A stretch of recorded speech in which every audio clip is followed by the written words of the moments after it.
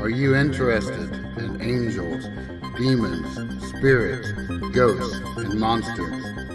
Are you curious about their origins, tales, and influence upon history and on the present day?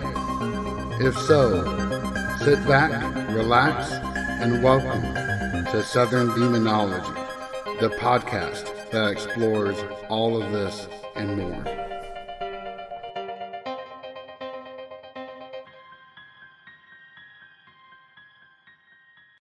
Hello all. Welcome back to another episode of Southern Demonology. As always, I'm your host, JJ. First, I have some big news to announce. Southern Demonology just updated its logo. I have had the original Black Demon Head logo since the podcast started, and I knew it was time for a refresh. Knowing that my art style wasn't quite up to the task, I put out a call after a particularly horrible Fiverr experience, and Adela Overby came to the rescue. She illustrated the new demon head and the refreshed logo, and it is simply amazing. I even updated the website to have a new parallax banner on the homepage to show it off even more. Today, I am very pleased to bring you an interview with Brandon, who runs the podcast Cookeville Ghost Hunters and is a paranormal researcher in Cookeville, Tennessee. Not only is this the first ghost hunter I've had on the program, but I think you'll find some interesting synergies between what he says and what Will the Demonologist also spoke about in his interview. You can find that particular two-part interview under the title A Demonologist Speaks. One last announcement. I was actually a guest on the Macabre World podcast on May 20th, where I had the pleasure of speaking with its host, Rocky. You can find a link to that in the description. You can also find a link to her podcast and to Brandon's on the website under Friends of the Show. Without any further ado, let's take a listen to our very enlightening conversation.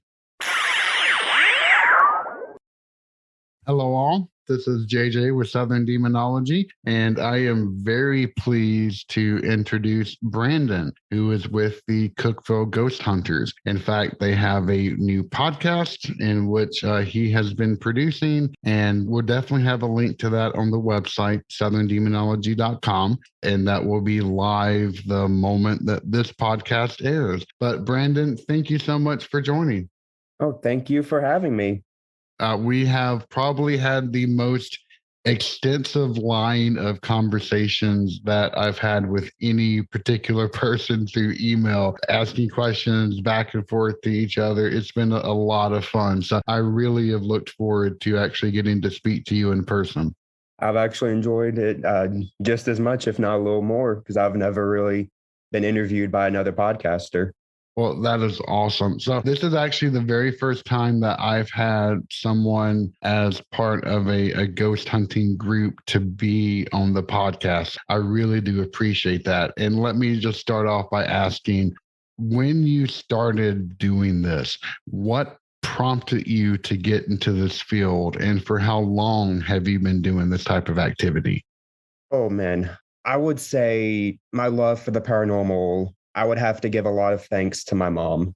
Since I was, I guess less than 10 years old, when the TV show Paranormal State, when it was the thing, that was my mom's favorite, and I'd always watch it with her. And then once that show ended, Ghost Adventures came around, like the very earlier seasons, and that renewed my love for the paranormal. But the problem was I did not have the money to afford it, because it gets very expensive very quickly. And about 2 years ago, I started working at a job that provided me with more money than I had made up to that point. And so I decided, hey, now that I have the spare money, let me go ahead and actually start investing, start buying equipment. So I did, and here I am. That is awesome. I do want to point out that one of the other things that has really left me excited to talk to you is that you are near where I grew up in Tennessee, which is Cookeville, which how far away would you say that is from like Nashville? From Nashville, depending on your driving, it's probably like an hour to an hour and 15 minutes east. So Cookeville is like dead center between Nashville and Knoxville. Yep, I drive through it whenever I go back home. And yeah, and I've had a lot of friends that, of course, went to like MTSU. And so I've, spent a good bit of time in Cookeville just personally. But yeah, it's great to be able to talk to another Tennessee boy. So yeah, it's great. I've lived in Cookeville for, I guess now 24 years. I enjoy it. It's a small enough town that not everyone knows each other's business, but it still has like that small town feel. True. Yeah, it's a real lovely place. It is a really nice town. So when you mentioned price, and I can only begin to imagine how much it would cost, what type of equipment or paraphernalia do you currently use? Well, this is actually going to be a pretty lengthy answer. As of right now, I have a couple of EMF meters, different ones. Would you like me to go kind of in depth with them? Yeah, actually, if you wouldn't mind, because I don't have any of this equipment. I've never used any of it. And I've been really curious, especially from someone who has a lot of experience with it. I would love to learn more about it if you don't mind. So in terms of meters, the ones I have, they're to detect electromagnetic energy or electromagnetic fields. I have what's called a K2 meter, which just about any paranormal group has that. Second one I have is called a Rook meter, which I guess most of my equipment is brought to me by a Ghost Stop. Like 80 to 90% of what I have is from their website. Gotcha. And then I also have a Mel meter, which it detects electromagnetic fields. And it's also a kind of a temperature detector as well. So you will get a reading of the temperature, say outside or in the room. And if there's any changes, like fluctuations, either temperature raising or the temperature being lowered, it detects it and it shows the current temperature of where you're at. Gotcha. What's the main difference between those first two meters that you mentioned, the K2 and the Rook? Is with the K2 meter, you have the 5 different lights ranging from green to red. Mm-hmm. And with the Rook meter, it's just one red light. But if it detects like a weak field, it lights up the middle of the device and then it spreads out depending on the strength of the field that it's measuring. In your opinion, is one desirable over the other? Do they work in tandem or in parallel with each other? No, I say you can, or I've used them both interchangeably. The funny thing to me was the K2 meter I bought off of Walmart's website.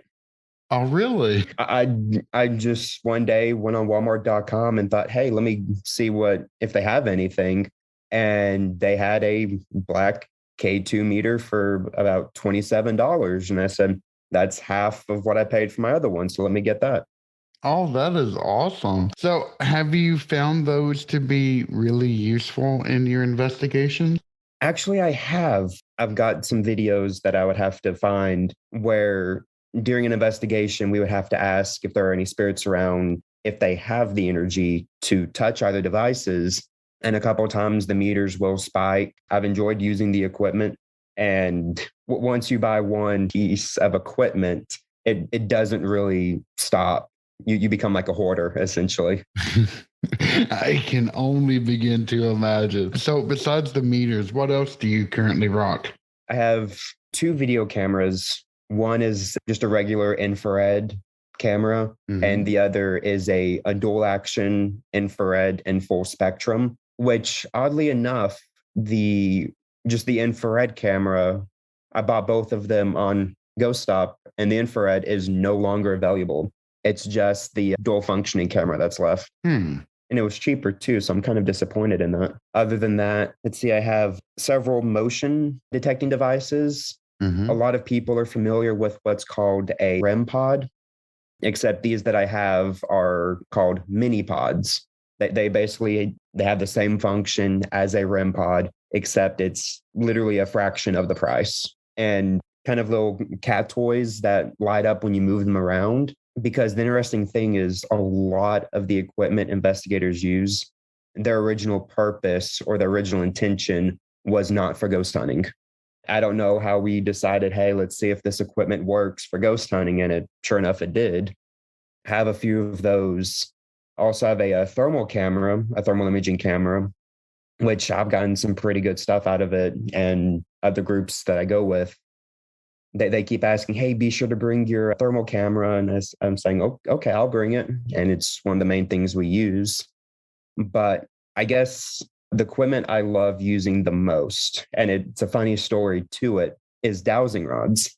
So I will be like 100% honest. When I first was buying equipment to investigate, I was wanting like to find a way to spirits answer my questions. And I was looking at a pair of dowsing rods for about $20.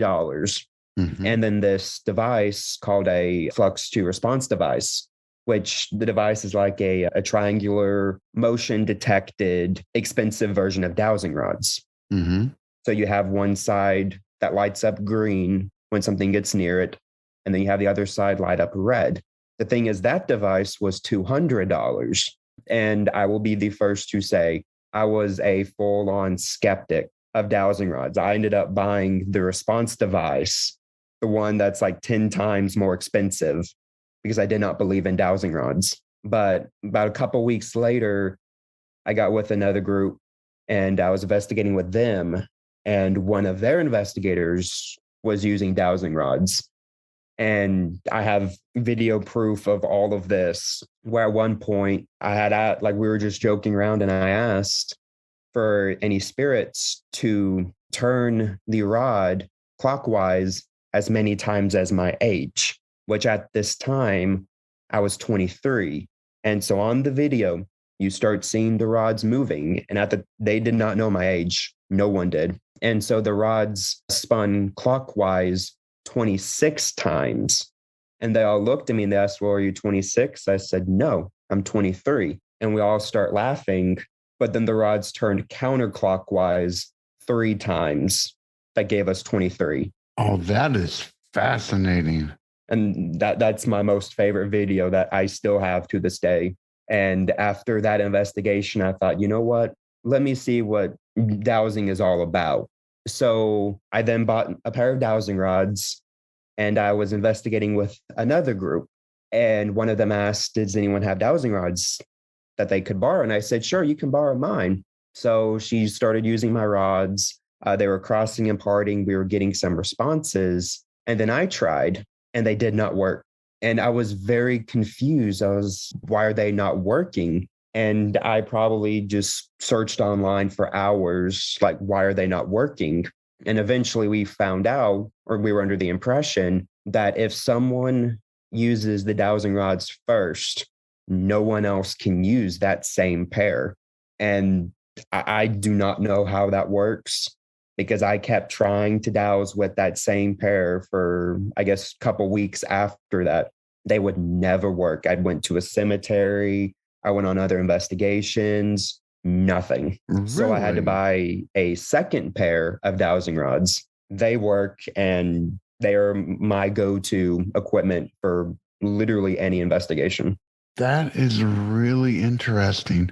I did not know about another person could not be able to use them. From personal experience, I have seen a lot of older family members use dowsing rods typically just to find water, but I mean the effects are undeniable. I mean, it's really amazing to see those in action. So I never would have thought about trying to use them in a ghost investigation, but I mean, it makes sense now that you mention it. Which I would often joke with people trying to explain it. I'd always bring up, well, you know how in like the first Harry Potter movie, when he's told the wand chooses the wizard, I say it's kind of like the rods choose the person.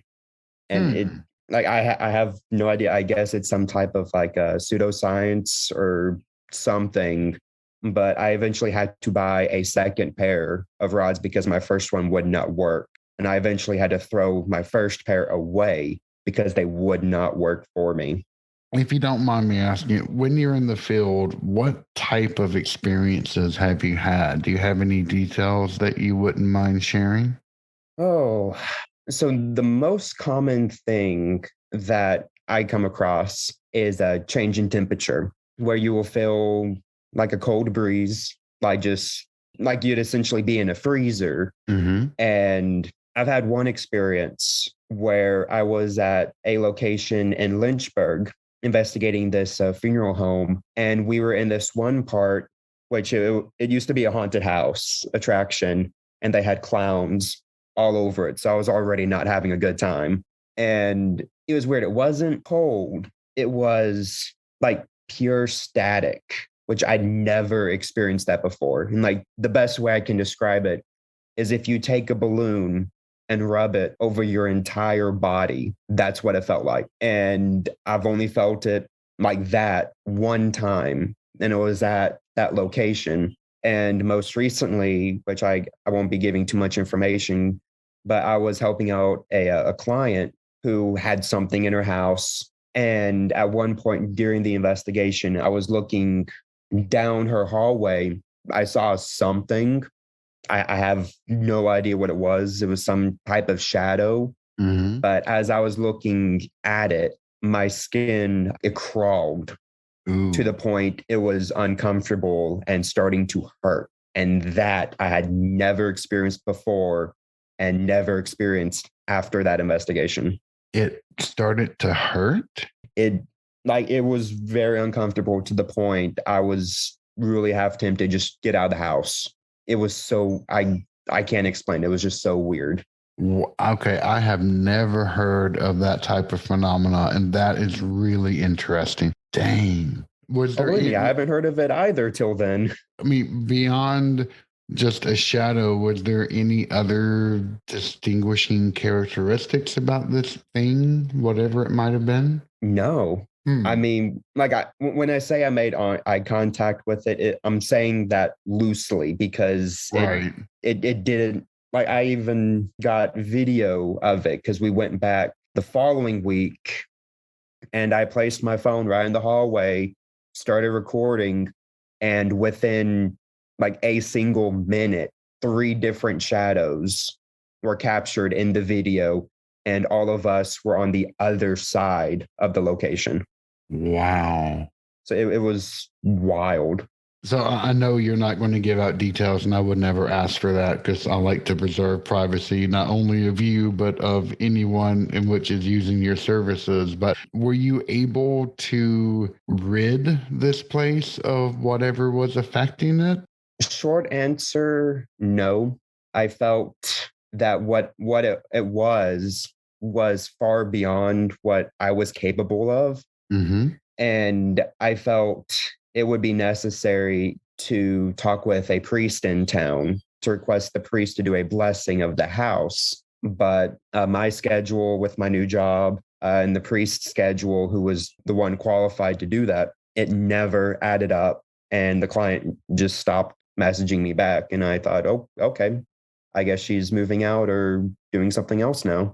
Gotcha. From your experience of working with the church, have you sensed any kind of hesitancy about them wanting to do a blessing or an exorcism of location, or have they been relatively open to that? They've not been like, yeah, let's go do that, or sure, we will absolutely love to help you. No. Firstly, the church, which it's a Catholic church in town, they didn't outright say it, but you could tell in how they were choosing their words that they did not approve of me being a paranormal investigator. Mm-hmm.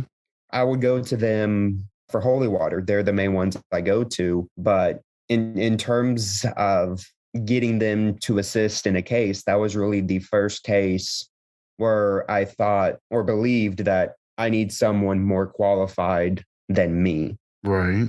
So Okay. I haven't had another case since, as of this recording, of course, I've never had a case that I thought I could not handle. Gotcha.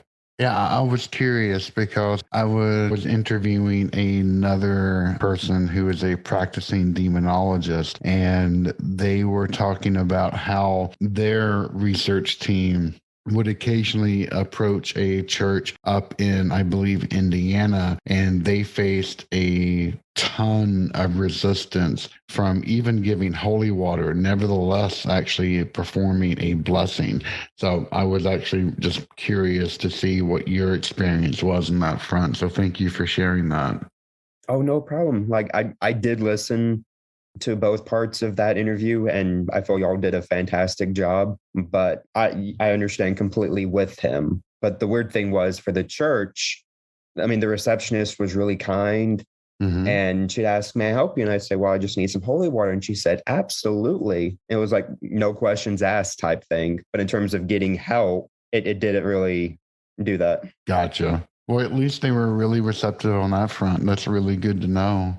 So, going back to equipment just for a second, I have seen a lot of people put a good bit of faith into spirit boxes. Have you ever used those? If not, just what is your general opinion of using a spirit box? So I have right now I have two different types. Both of them were bought from Ghost Stop. Hmm. One of them is a smaller one called the S box, and the other is called the SB11. In my personal experience, I get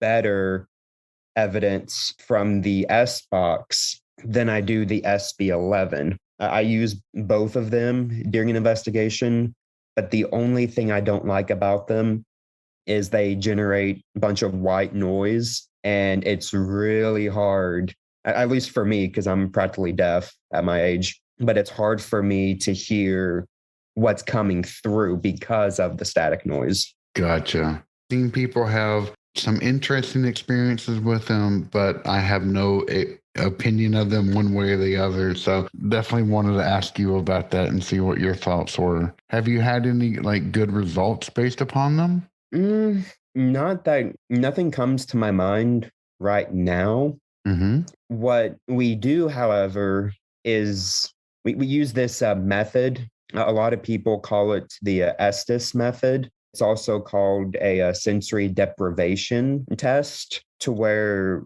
you essentially you blindfold a person. Of course, they're willing to do this. Right. You blindfold a person, and you put noise canceling headphone on, and you plug the headphones into the spirit box. And the idea is that you are to say whatever you hear. The trick is you don't hear the questions that are being asked. Right. And we do that a lot. And we have had some very good responses.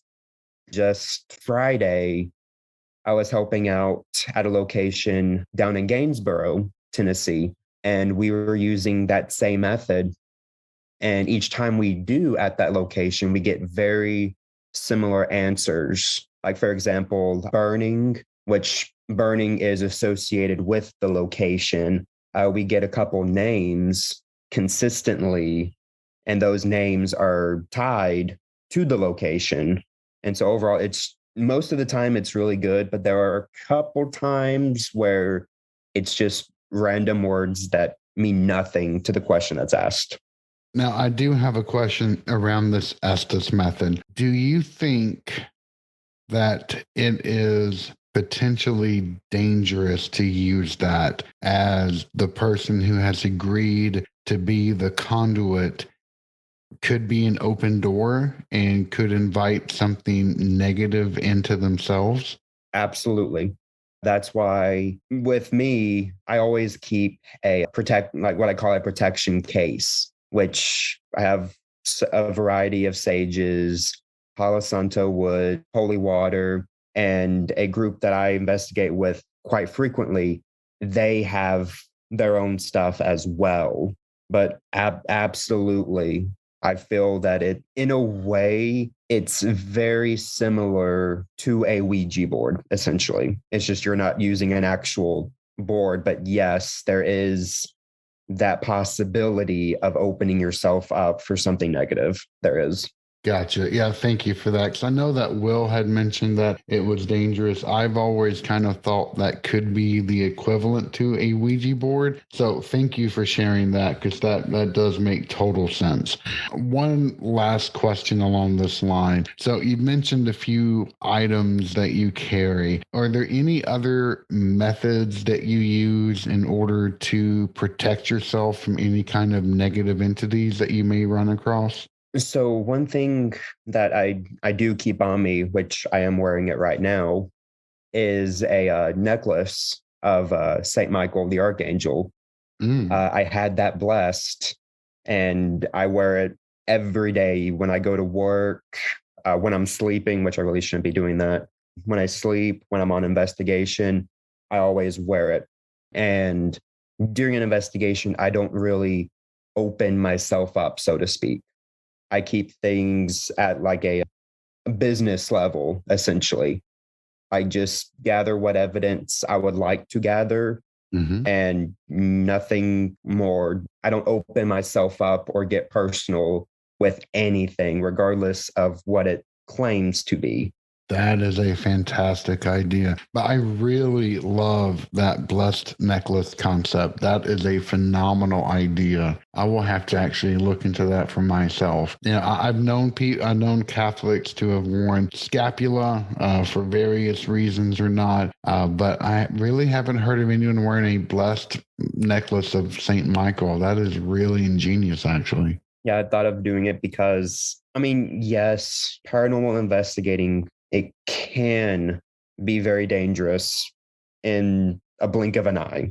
Right. You might be communicating with something that's positive or seems to be friendly, then it can turn like a complete 180 in a second.